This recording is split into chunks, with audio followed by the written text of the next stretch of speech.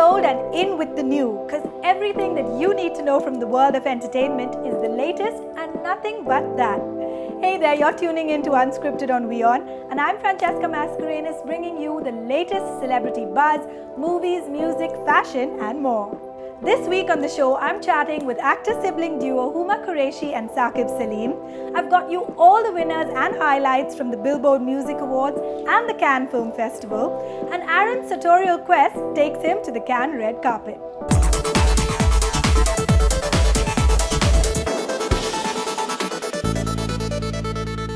This week kick-started on a high note when musicians from all across the world came together to celebrate the Billboard Music Awards. The Canadian rap and R&B artist Drake took home a record-breaking 13 awards, the highest any artist has ever received in the BBMA's history. The night also saw a stunning lineup of top-charting artists perform some of their latest hits. The Chainsmokers performed their latest single, Young, from their album Memories Do Not Open. Ed Sheeran performed Castle on the Hill from his latest album, Divide. Imagine Dragons performed Believe, and Bruno Mars brought some 24K magic with Versace on the floor. Miley Cyrus debuted her comeback single Malibu on TV on the BBMA's stage. Legendary Grammy-winning artist Cher brought back the 70s by performing her hit single Believe, and Celine Dion performed My Heart Will Go On to celebrate Titanic's 20th anniversary.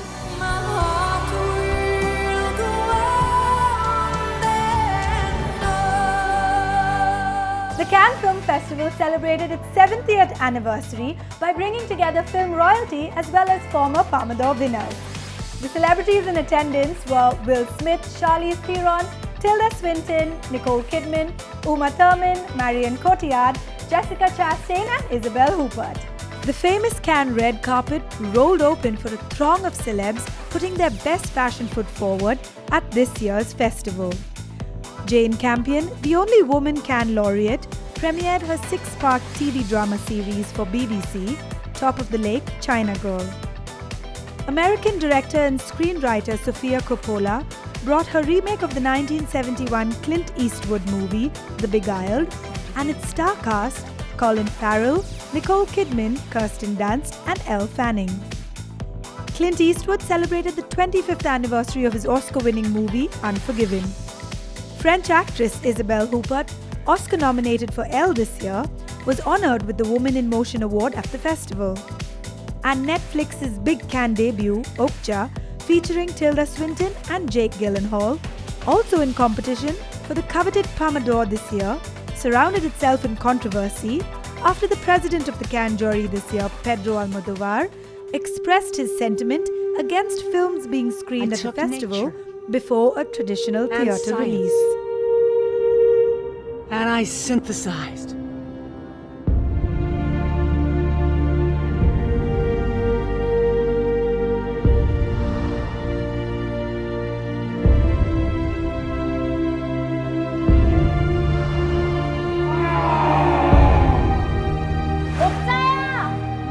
On May 23rd, things took a somber turn when American singer and songwriter Ariana Grande's concert at the Manchester Arena in the UK became a terror site, taking away the lives of 22 people.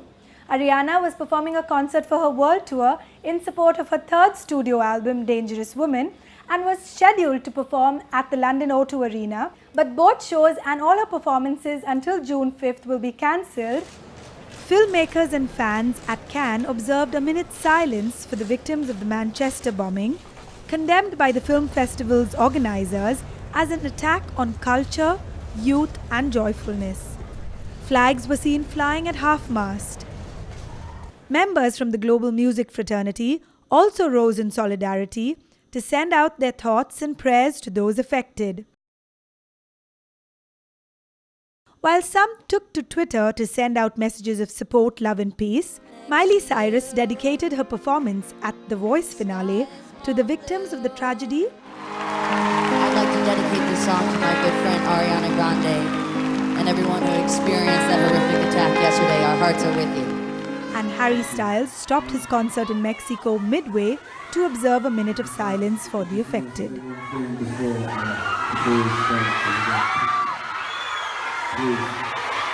Our thoughts and prayers go out to the victims and the families affected by these blasts. We're going to take a quick break right now on the show, and when we come back, we have all the red carpet action from the Cannes Film Festival, and later we have an exclusive conversation with sibling duo Huma Qureshi and Saqib Saleem. So don't go anywhere.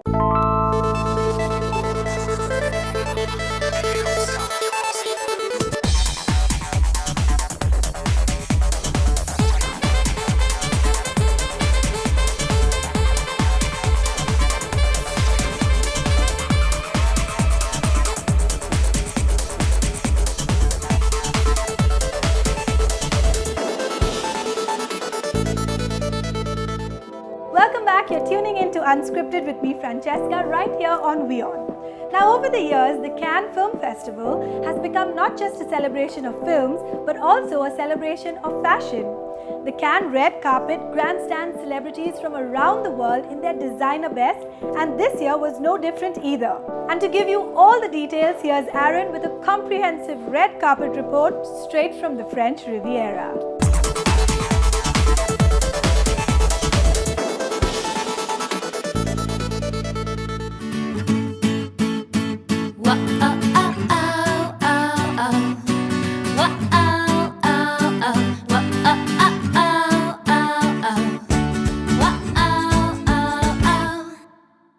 This week, I bring you all the major red carpet fashion from the Cannes Film Festival. Needless to say, it's an event that is no longer just about the best in cinema, but also the best in style. I am Aaron Lingdo. It's time for some noise from the 70th Annual Cannes Film Festival.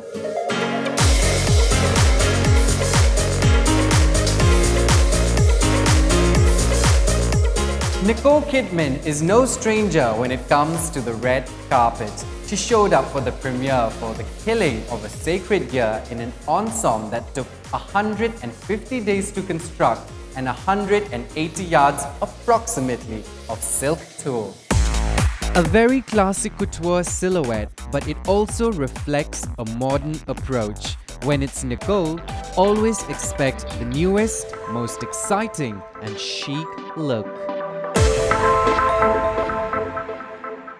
Kendall Jenner is rarely one to shy away from a red carpet appearance.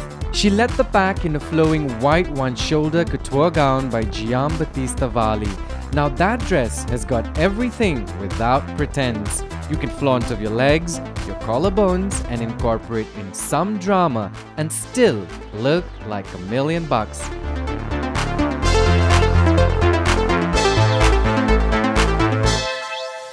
The demand for short hair among women has been gaining momentum.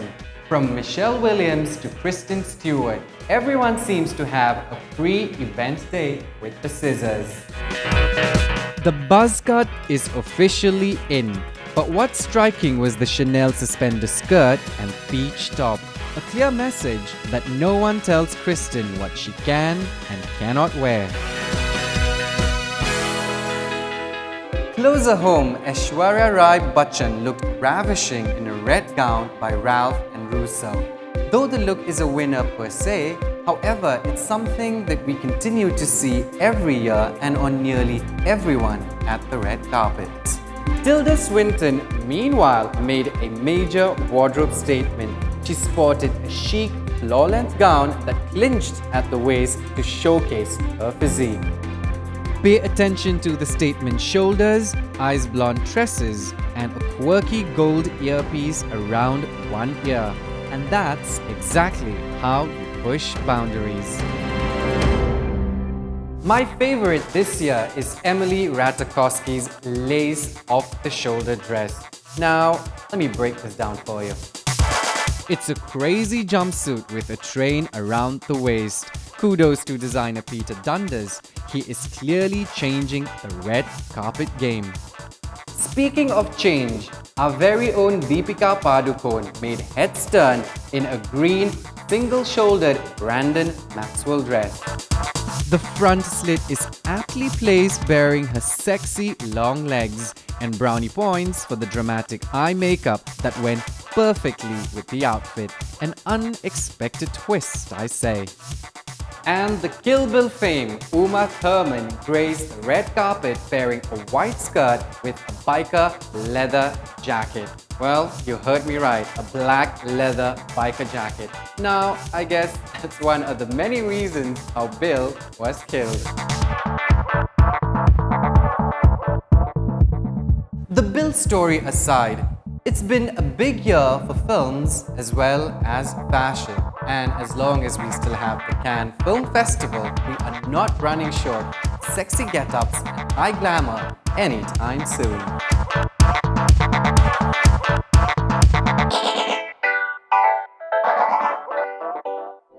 No week goes by without new movies and new music releases. While we're saving the movies for a little later, here are the latest song releases for you to refresh and plug into some freshly produced music.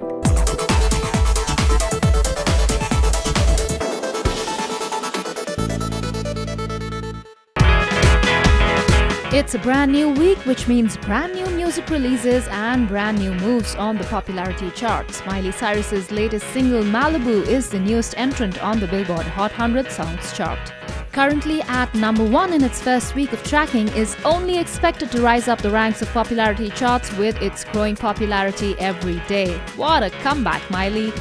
British singer-songwriter and X-Direction member Harry Styles' debut self-titled album has made its big debut at number 1 on the Billboard 200 Albums chart with 193,000 units in traditional album sales alone, marking the biggest debut sales week for a UK artist. Moving on to the latest song releases this week, there's Lana Del Rey's leading single Lust for Life featuring The Weeknd from her 5th studio album getting a brand new official music video.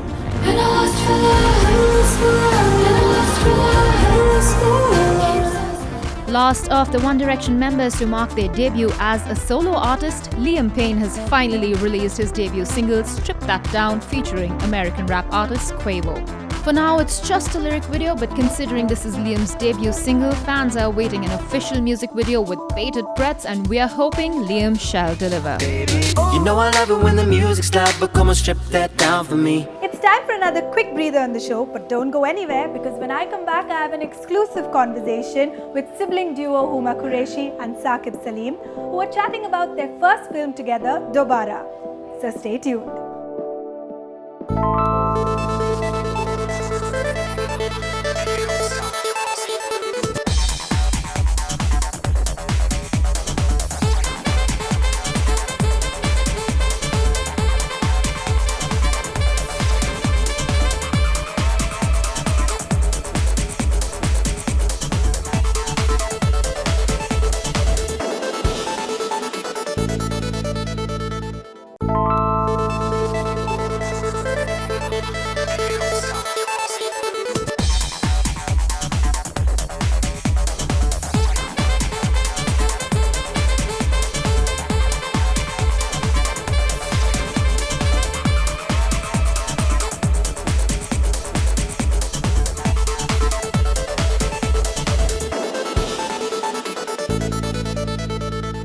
Welcome back to Unscripted on WION. It's time now to take you straight to the theatres for the latest movies releasing this week.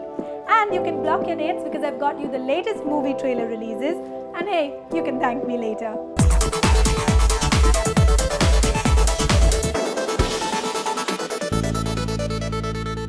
मैं सिर्फ 10 साल का था जब 1983 में India ने world cup जीता। वहीं से सफर मेरा शुरू हुआ। एक दिन मुझे भी वर्ल्ड कप हाथ में पकड़ना था। The man who has clean swept the hearts of millions. A legend who has captured the dreams of billions. नाम क्या बोला अपने भाई का? What a wonderful player! Is all set to hit the big 6 on silver screen this week. Sachin, A Billion Dreams captures facets and emotions from the legendary cricketer's personal and professional life.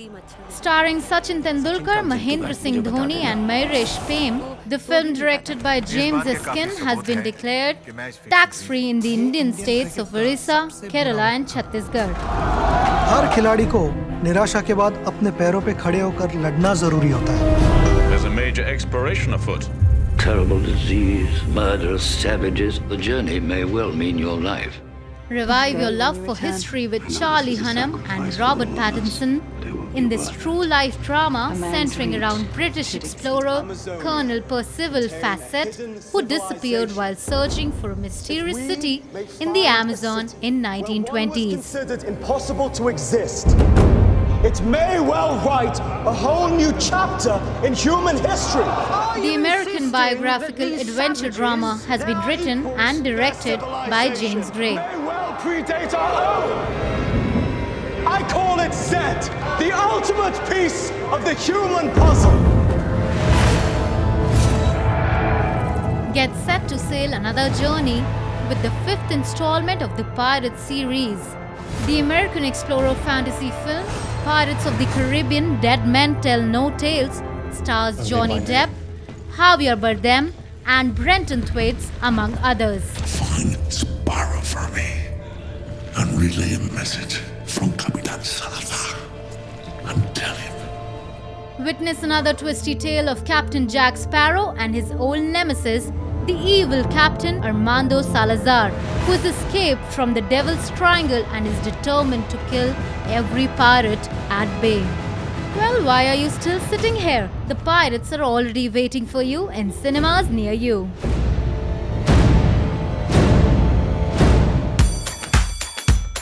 We all use emojis all the time, don't we? Be it a text message or a Facebook sticker. Well, they convey our true feelings. Why cool? Send her an emoji. Okay, be cool. But what if I tell you, these emojis have a world of their own and maybe they don't want to be what you want them to be? Here, each of us does one thing and we have to nail it every time. Get ready to get all your questions answered with Tony Leondis' upcoming film, The Emoji Movie, in theaters this July. I think we can make things right.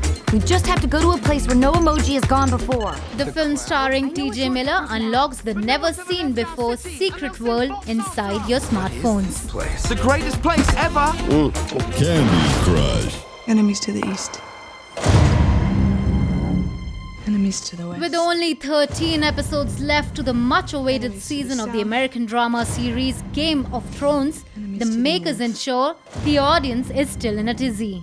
Whatever stands in our way, we will defeat it.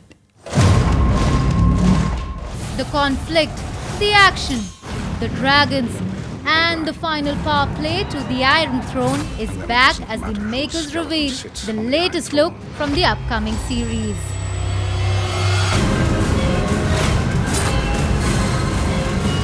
With this look of Game of Thrones Season 7 out, we bet winter is coming this July. The official adaptation of the Hollywood film Oculus in India called Dobara features the power-packed brother-sister duo Huma Qureshi and Saqib Saleem. Did they enjoy working together? Were they taking work home with them? All this and more in the interview coming right up. Check it out.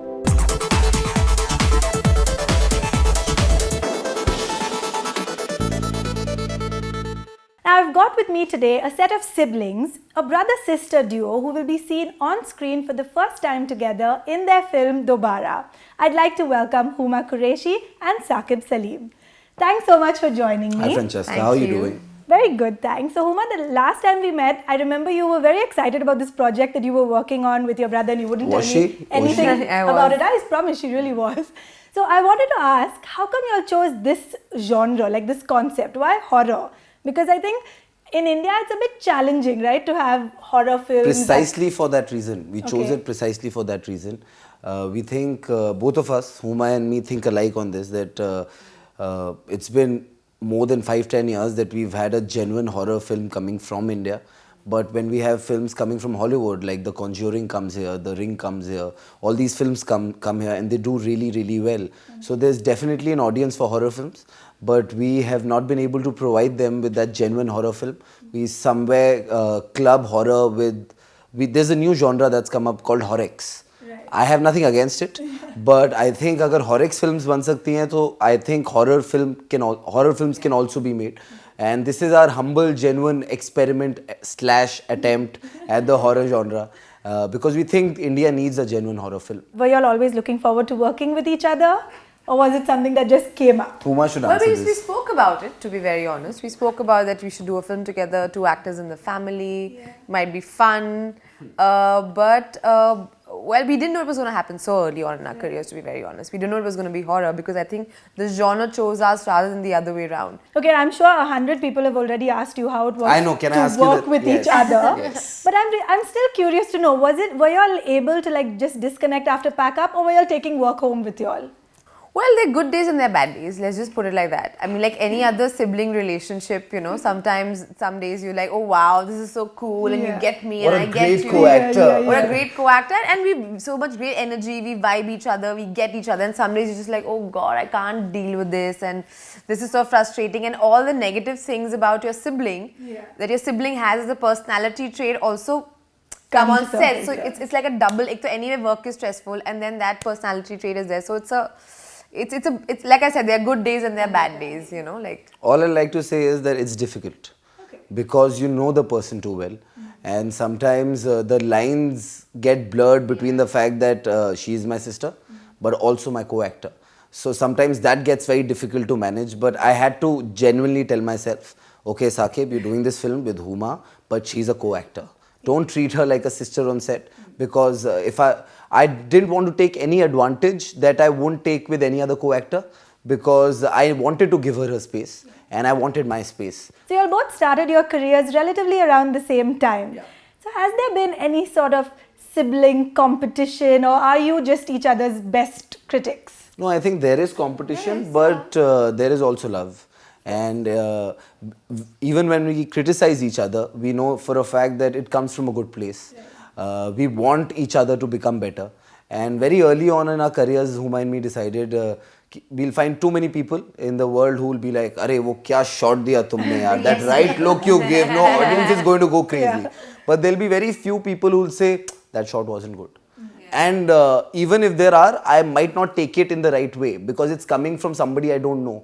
But when it comes from Huma, I know it's coming from the right place. And she is genuinely looking out for me. So we are that one person in each other's life who we like constructive criticism if it can make us better. And if it's coming from the both of us, it's always better. So if you were to decide, or if you could choose who Huma's next co-star in Bollywood would be, someone who she's not worked with already. That is a very good question. Nobody's ever asked us. Who do you think? High five for that. That's a good question. Okay. You think because you have to cast him Because she's dying to work with me again, but I'll not take my name because you want me to take another name. But I think Huma would really enjoy working with somebody like a Ranbir Kapoor. Because I think, according to me, Ranbir Kapoor is one of the best actors we have. And I also think Huma also knows a little bit acting here and there. So it will be like an interesting combination of them working together. That's sweet. And what about for Saqib? I mean, Alia, of course, because Alia is just she's brilliant. Smashing. What about a director's wish list? Do you either? I want to work with Rajkumar Hirani. Hey, that's my answer. He makes the best films in the world. That's my answer. He's stolen my answer. Arey, she asked me first. She looked at me while asking I was looking at him. Just because you're a guy, she's looking at you, yeah. But maybe he'll cast you as brother-sister again. No, I think I want to take a Huma detox. I've had enough. I need another 5, 6, 10 years to get back on set with her. Okay, and what types of films do you guys like watching? Everything. We watch everything. I don't think there's a particular genre we like to watch, but I think we love watching Bollywood films. We've grown up on the 90s Bollywood cinema. Masala kids. Masala we are kids. desi, we are filmy. Our favorite film is Satte Pe Satta, Sholay. We've grown up watching that.